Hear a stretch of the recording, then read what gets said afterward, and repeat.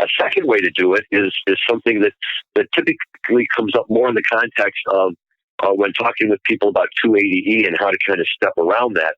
And that's creating multiple entities. So you have your operating business, we'll call that business A. Now you want to raise money for business A.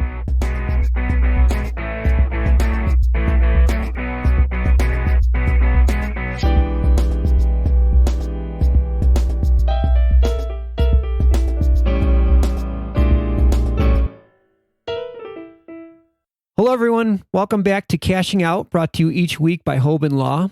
With me today is my co-host, Dena Jalbert from Align Business Advisory Services. Hey, Dena. Hey, Dan.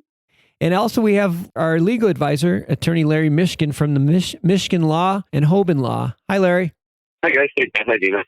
So, Dena, we've kind of been in a holding pattern for the last couple of weeks. Can you take a minute to give our listeners an update? Yeah, absolutely.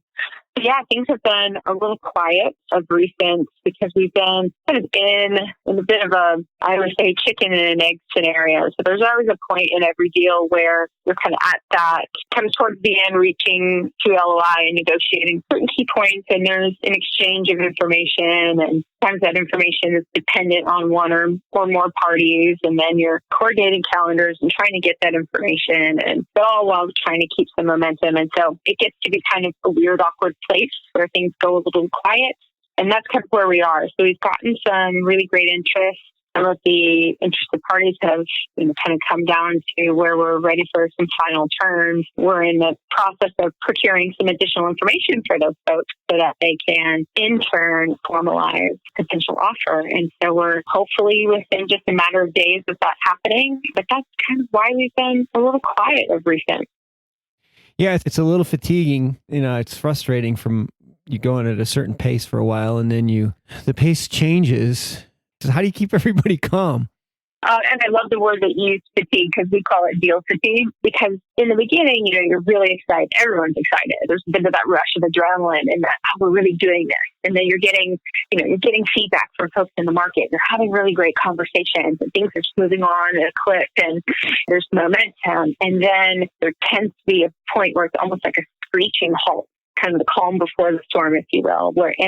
It's frustrating because it's emotionally tinged. Like you're ready, you're getting offers, you're in the red zone, you're almost there, but there's always just some last minute hurdles in administration, and because the folks that you're interacting with have to go talk to their people, and there's a kind of consensus that has to build on both sides, and you're negotiating terms, and just kind of goes quiet, and it's really frustrating. Sometimes we see buyers get just really tired. And this is where some folks, in some cases, will even say, you know what, forget it. Like I just don't know that we're going to get there. I think I'm just going to wait and visit this another time. What we do to quell that fatigue is, one, tell folks, don't let me on your information. Two, sometimes what we'll do is we'll have a quick little pull-up call between the parties just to kind of reinvigorate life and remind everyone why we were all so excited about this, even sometimes just as much as a week or two beforehand.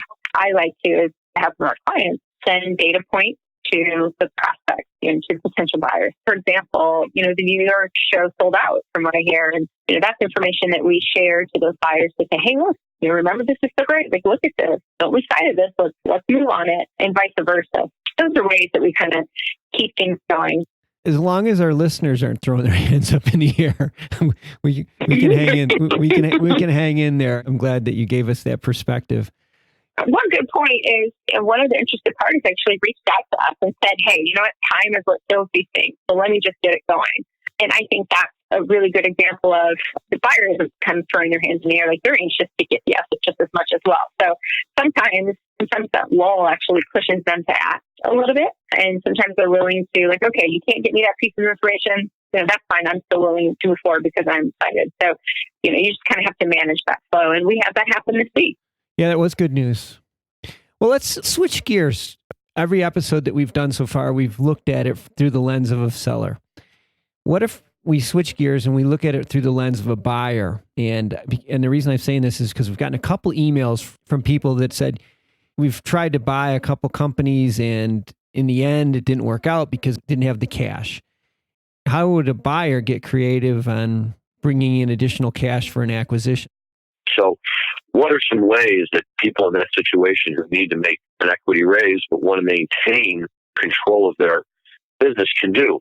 The first one is just a very standard response that goes back to something we may have also talked about previously, which is, when you're going into a cannabis business, what is really your best type of business entity? C Corp and S Corp and LLC. And I'm not going to get into all of the various differences among these different types of entities, other than to say the LLC is almost always preferred with businesses of this size because it gives you tremendous flexibility in terms of how you structure your business. So unlike a corporation where everyone here shares of stock and there's only voting and non-voting shares of stock, and if you're going to pay money out, you have to pay money out to everybody, and it can be very complicated. With an LLC, you can have as many classes of ownership as you want, Class A to Class Z, and then around the alphabet again. Now you're the owner of a business and you want to make an equity raise, create a Class B. I'm going to give away 49, but they're all going to be Class B shares. And the way I'm going to set it up is the Class B shares are not going to have voting privileges.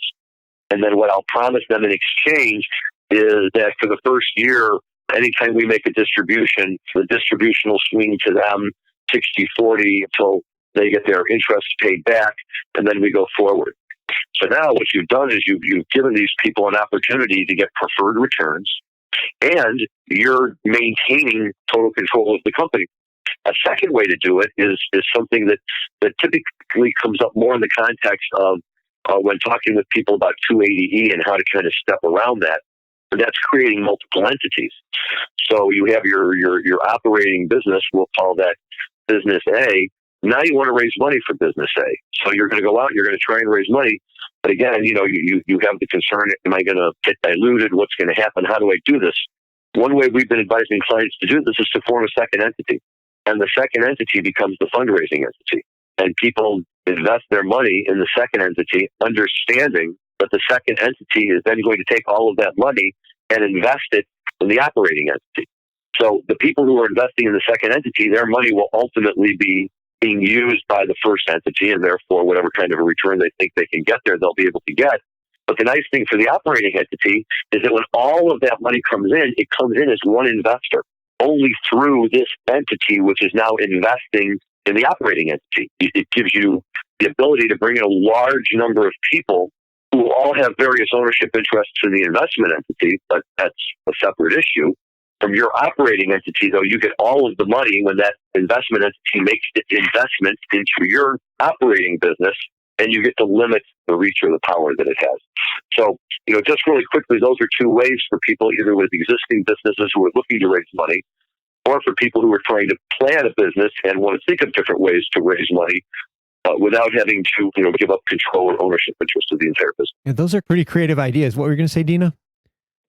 No, I was just going to say, we see this a lot, especially in the industry. Sometimes businesses overcomplicate their structure because they think because of regulation and taxation, we've seen a number of really complex legal structures of entities all over the place, but not having that singular investment entity. And I think, Larry, that is such a really important point because investors want to follow the cash flow. When you look at a big chart and it's all over the place and it's hard to follow, if I'm confused by it, I'm not going to take the time to dig through it, to figure it out. And so I think that's a really excellent piece of advice for a lot of the listeners is don't overcomplicate it. That one investment entity will allow you to structure the things the way that you absolutely want to, but keep it, as I say, simple, stupid for investors to be able to invest in.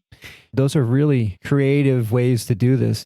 But I would recommend not to do this on your own. This is probably something that you should work with your legal counsel on this one to make sure that it's set up the way that works best for you. So to Dena's point, we don't overcomplicate anything. Good advice, Dan. Yeah, I thought you'd like that one. Let me say quickly, if anybody has any other questions, again, this was a question from one of our listeners. If anybody has any questions, shoot us over an email at connect@mjbulls.com. We'll try to bring it up in one of our shows. I want to give a quick thank you to Jamie Humiston for composing the music. One other thing, I have Larry's and Dena's contact information on the MJ Bulls website. So if anybody wants to get in touch with them, please use those links. Guys, thanks again for this week. Hopefully, Dena, next week we have some energy and we have some good stuff to talk about. Yes, absolutely. I'm hoping we break through and the sun shines come early next week. Guys, have a great week. And for our listeners, we will see you again next Sunday on Cashing Out.